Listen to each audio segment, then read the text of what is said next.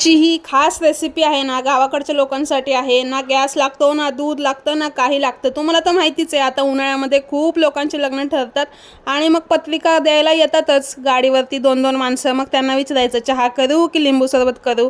एवढा उन्हाळा आहे ते तर चहा नाहीच म्हणणार, पण त्यांनी तोंड उघडायच्या आतच आपण लिंबू घ्यायचं, पाणी घ्यायचं टोपामध्ये, त्यामध्ये साखर टाकायची, थोडंसं मीठ टाकायचं, जेवढ्या माणसं आहेत त्याच्यानुसार, आणि लिंबू पिळायचं. आणि हे एक अजून एक उपयोग होता याचा, ते म्हणजे काय मी तुम्हाला सांगते. पाहुण्यांना देऊन राहिलेला सरबत असतो तो आपण पण पिऊ शकतो आणि तेवढंच निमित्त होतं, ते आलेत म्हणून आपण सरबत करतो.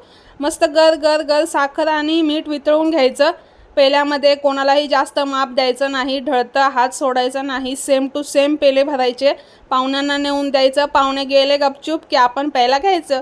तुम्हाला ही रेसिपी कशी वाटली नक्की कमेंट करून सांगा. आणि तुम्हाला येत होती का रेसिपी ही? मी सांगितली म्हणून तुम्हाला यायला लागली आहे, मग करून बघा आणि प्या आणि पाहुण्यांना पण द्या आणि तुम्ही पण पिऊन घ्या आणि सबस्क्राईब करा तेवढं माझ्या चॅनलला.